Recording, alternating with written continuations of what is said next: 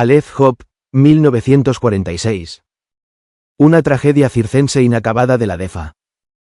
Aleph Hope representa uno de los episodios más singulares y desafortunados en los primeros meses de vida de la Deutsche Film Aktiengesellschaft, DEFA, el estudio cinematográfico fundado el 17 de mayo de 1946 en la zona de ocupación soviética de Alemania.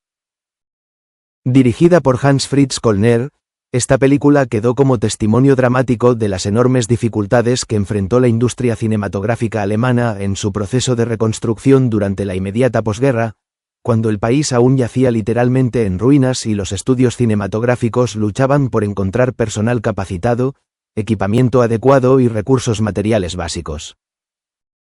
El nacimiento de la DEFA y el contexto de 1946. El 17 de mayo de 1946, en la gran sala de los estudios Althoff en Babelsberg, se celebró la ceremonia de fundación de la DEFA ante 300 invitados. Hacía apenas un año que había terminado la guerra, y Alemania era un campo de ruinas. Los aliados occidentales se mostraban inicialmente contrarios a permitir la producción cinematográfica en suelo alemán, argumentando que muchos profesionales del cine habían estado demasiado comprometidos con la maquinaria propagandística nazi. Sin embargo, la administración militar soviética adoptó una postura diferente, concediendo la licencia para crear una compañía cinematográfica que contribuyera a la reconstrucción moral y cultural del país.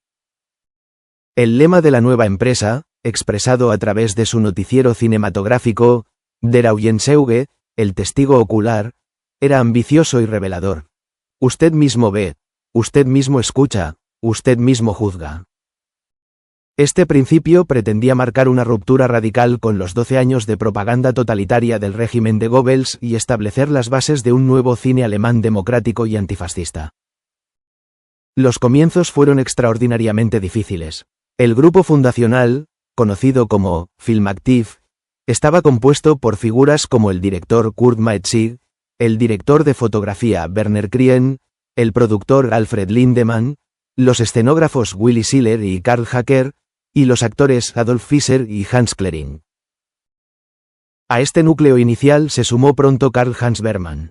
Estos pioneros trabajaron en condiciones precarias.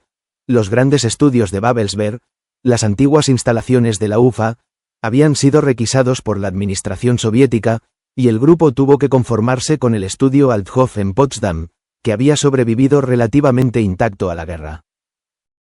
A pesar de todas las carencias, 1946 fue un año de logros notables para la DEFA.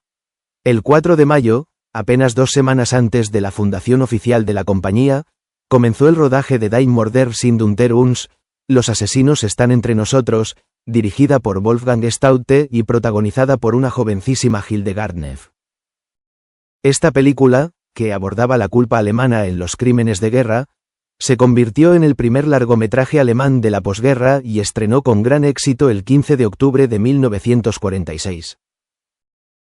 Le siguieron otros 2 títulos ese mismo año: Irgendwo in Berlin, en algún lugar de Berlín, de Gerhard Lamprecht, que trataba sobre niños vagabundos en las ruinas de la capital, y comenzaron los trabajos preparatorios para lo que sería otra película fundamental, Ehe im Schatten, Matrimonio en las sombras, de Kurt Maetzig, estrenada en 1947. Estos, Trümmerfilme, películas de escombros, no eran simplemente filmes rodados entre ruinas, sino obras que capturaban el estado de ánimo de una población traumatizada, la devastación física de las ciudades, los problemas de abastecimiento, el mercado negro, el abandono infantil, la confusión emocional y, sobre todo, la necesidad de confrontar el pasado reciente. El expresionismo alemán de los años 20 resurgía en estas películas a través de ángulos de cámara oblicuos y un dramático manejo de luces y sombras que reflejaba el caos moral y material de la época. En este contexto de renacimiento cinematográfico, marcado por producciones de alto compromiso ético y ambición artística, se inscribió el proyecto de Aleph Hope. El proyecto circense de Hans Fritz Kollner. El proyecto circense de Hans Fritz Kollner. La película fue concebida como un drama ambientado en el mundo del circo, un género que gozaba de notable popularidad en el cine alemán desde los años 20 y que había sido cultivado incluso durante el período nazi. Hans Fritz Kollner, nacido en Dresde el 23 de mayo de 1896, era un realizador experimentado que conocía bien tanto el lenguaje cinematográfico como el mundo del espectáculo. Había comenzado su carrera en los años 20 y trabajado extensamente como guionista y director durante las décadas siguientes, especializándose en historias de tono ligero que a menudo involucraban el mundo del varieté y el entretenimiento popular. Para Aleph Hope, Colner reunió un equipo técnico competente dentro de las limitaciones de la época.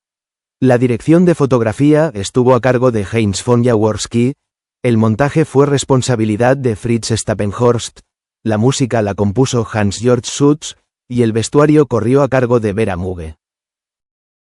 Como productor ejecutivo actuó Eduard Kubat. Se trataba, pues, de un proyecto que contaba con profesionales que habían trabajado en el cine alemán de preguerra. El elenco reunía tanto a veteranos de la industria como a jóvenes promesas. En el papel protagónico del viejo Karl Urban fue elegido Ernst Stahl-Nachbaur, un actor experimentado que había trabajado en numerosas producciones de la UFA. Su hija Claudia fue interpretada por Babsi Schulz-Reckwell, una actriz infantil nacida en 1930 que había comenzado su carrera en los años 30 con filmes como Kinderarzt Dr. Engel, 1936, y Onkel Braig, 1936, y que en 1946 contaba con apenas 16 años. El papel de Freddy, el hermano de Claudia, fue confiado a Alfred Kogo, un joven actor berlinés nacido en 1923 que estaba iniciando su carrera cinematográfica. La tía Paula Urman fue interpretada por Hilde Korber, una actriz de gran experiencia, mientras que Paul Henkels asumió el papel de Salinger. El personaje del sospechoso artista estadounidense Matsu fue encarnado por Hans Klering, quien además había sido uno de los miembros fundadores del grupo Film Active, y participó activamente en la creación de la DEFA. Aribert Grimer interpretó al director del Circo Hall, y un papel significativo fue el de Patsy, la confidente de Matsu, interpretado por Sonia Ziemann, quien llegaría a convertirse en una de las estrellas más importantes del cine alemán de posguerra. Completaban el reparto actores como Lily Sonborn en el papel de una mujer de la limpieza, Werner Pledaz como Hinze, Harry Gilman como el asistente Timpe, y Walter Strassen como el mozo de Quadrapaets. Había también un personaje llamado Dr. Raimund interpretado por Herbert Wilk, cuya función en la trama no queda del todo clara en los documentos que han sobrevivido. La trama: honor familiar y tragedia. El argumento de Aleph Hope se centraba en la familia Urman, una dinastía circense que había conocido tiempos mejores. El patriarca, el viejo Karl Urman, arrastraba el peso de una tragedia anterior. Durante un número de trapecio, él mismo había resultado gravemente herido mientras que su hermano perdió la vida en el accidente. A pesar de este traumático pasado, Karl estaba determinado a devolver el prestigio al nombre de su familia y restaurar su lugar entre las grandes atracciones circenses del mundo. Para lograr este objetivo, Karl entrenaba junto a sus hijos un elaborado número ecuestre, poniendo todas sus esperanzas en que esta nueva atracción les permitiera recuperar el reconocimiento perdido.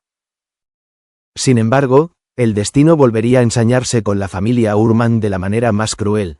Durante los ensayos, Karl fue pateado por uno de los caballos y las heridas resultaron mortales.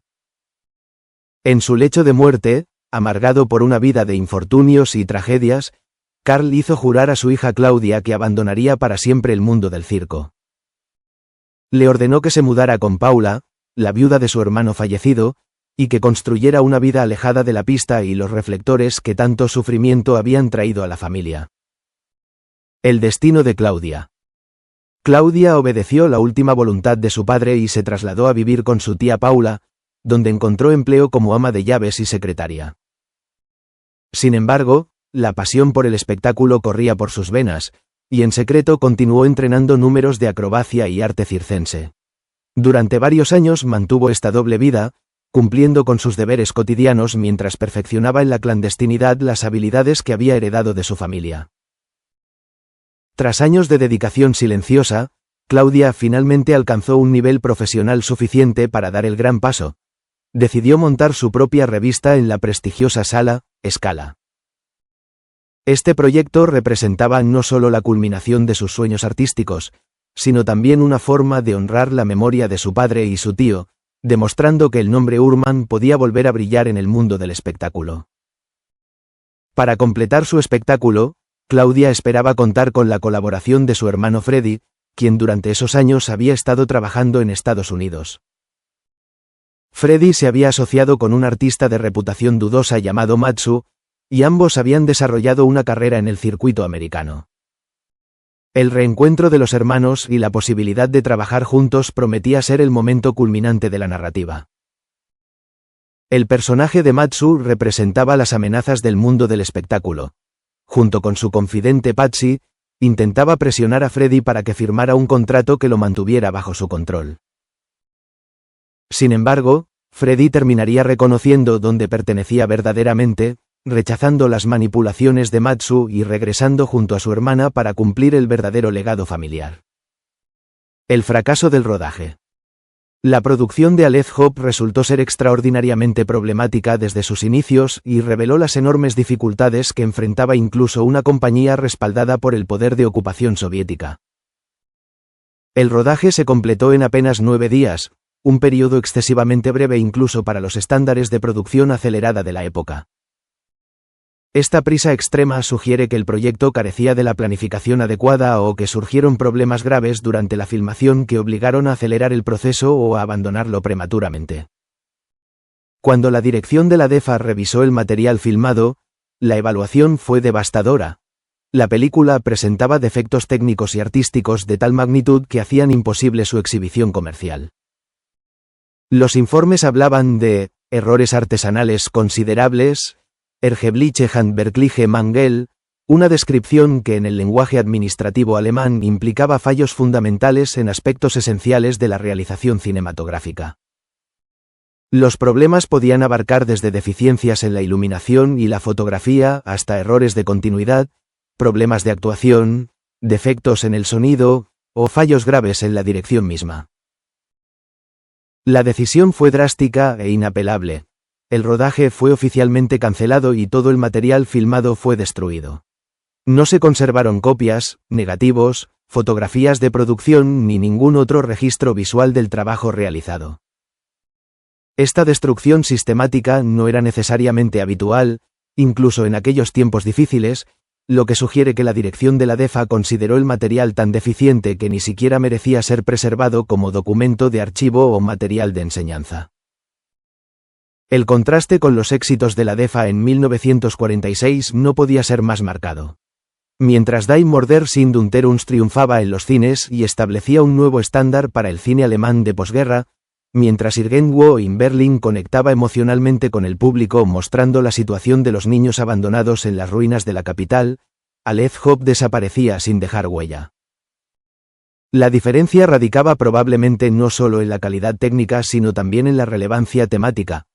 Los Trümmerfilme, que triunfaban ese año, abordaban directamente la experiencia colectiva de destrucción, trauma y reconstrucción que vivía el pueblo alemán. Una historia circense, por muy bien realizada que estuviera, podía parecer una evasión frívola en un momento en que el público y las autoridades demandaban un cine comprometido con la confrontación del pasado nazi y la construcción de una nueva sociedad. Es significativo que el mismo año en que fracasó Aleph Hope, la DEFA estrenó 3 películas que se convirtieron en hitos del cine alemán. No se trataba solo de una cuestión de recursos materiales o técnicos, sino de visión artística, compromiso político y capacidad para capturar el Zeitgeist, espíritu de la época. Kollner, con su experiencia en el cine de entretenimiento ligero de preguerra, quizás no logró adaptarse a las nuevas exigencias de un cine que debía ser tanto artísticamente ambicioso como políticamente consciente. La destrucción del material de Aleph Hope fue también una declaración de principios por parte de la DEFA. La nueva compañía no estaba dispuesta a comprometer sus estándares de calidad simplemente para aumentar su producción.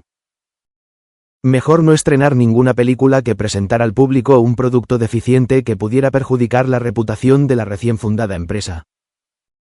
Esta exigencia de calidad era tanto más notable cuanto que la DEFA operaba bajo enormes presiones para demostrar su capacidad productiva y justificar la inversión de recursos en un momento de extrema escasez material. Un fantasma del cine alemán.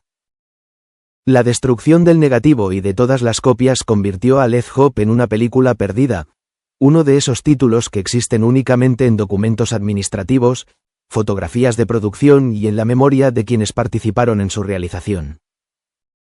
Este destino no era infrecuente en la turbulenta época de la posguerra alemana, cuando los estudios cinematográficos luchaban por restablecerse en medio de graves carencias materiales, escasez de recursos técnicos y la necesidad de formar nuevos equipos profesionales.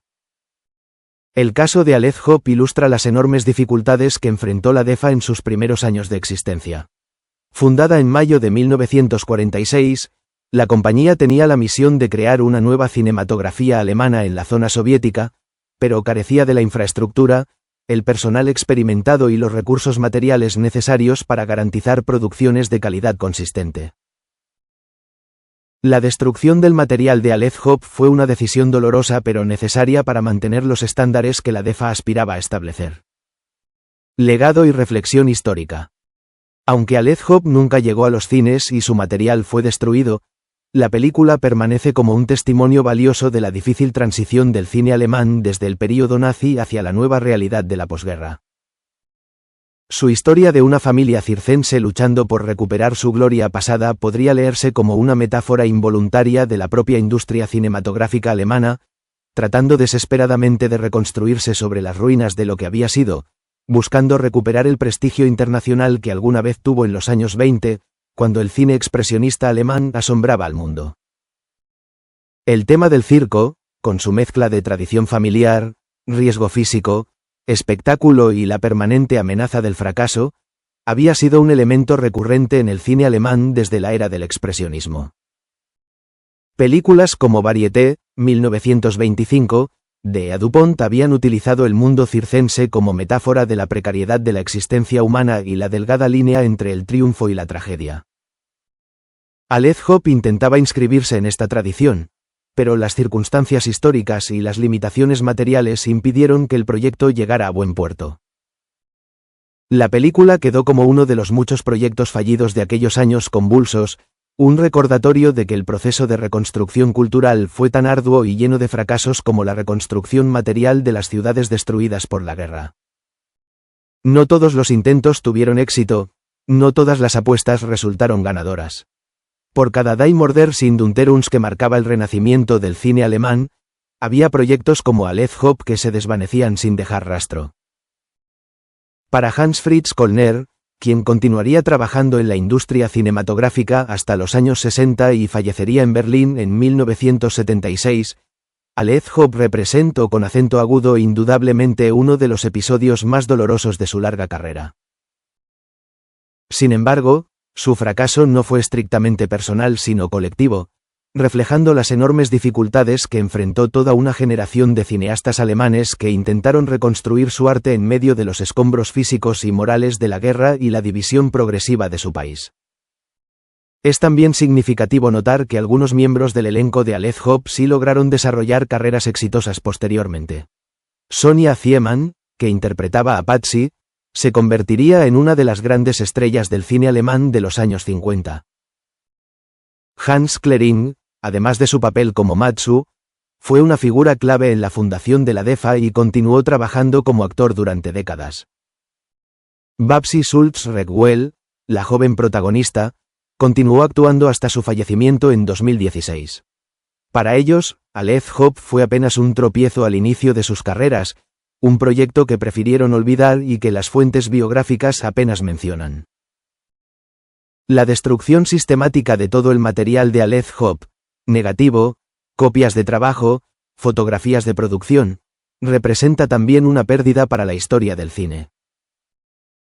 Aunque la película fuera técnicamente deficiente, su preservación habría permitido a los historiadores y estudiosos del cine estudiar concretamente qué tipo de problemas enfrentaba la DEFA en sus primeros meses de existencia, qué errores se cometían, qué soluciones se intentaban. La película habría sido un documento invaluable sobre las condiciones reales de producción en 1946, más allá del discurso oficial de reconstrucción y renacimiento. En el contexto más amplio de la DEFA, Aleth Hope es apenas una nota al pie en una historia que se extendería por más de 4 décadas. Entre 1946 y 1992, la DEFA produjo más de 700 largometrajes, 540 películas para televisión y 160 películas infantiles, un legado cinematográfico impresionante que incluye obras maestras reconocidas internacionalmente. La compañía sobrevivió a purgas políticas, crisis económicas, censura ideológica, la construcción del Muro de Berlín y la emigración masiva de talento hacia Alemania Occidental. Comparado con estos desafíos, el fracaso de una película circense en el verano de 1946 parece casi insignificante. Sin embargo, es precisamente en estos pequeños fracasos donde a veces se revela la verdadera naturaleza de una época. Aled Hopp nos recuerda que el brillante renacimiento del cine alemán en la posguerra, simbolizado por películas como Die Mörder sind unter uns, no fue un proceso lineal ni inevitable. Hubo innumerables intentos fallidos, proyectos abandonados, recursos desperdiciados, esperanzas frustradas. El éxito de la DEFA se construyó no solo sobre sus triunfos sino también sobre sus fracasos, sobre la capacidad de aprender de los errores y la voluntad de mantener estándares de calidad incluso en las circunstancias más adversas. La película Fantasma Aled Hopp permanece así como un recordatorio silencioso de que cada éxito artístico se asienta sobre una montaña de fracasos olvidados, que detrás de cada obra maestra hay docenas de proyectos que nunca llegaron a concretarse, y que la historia del cine que conocemos es apenas la punta visible de un iceberg mucho más vasto de intentos, experimentos y fracasos que el tiempo ha borrado de la memoria colectiva.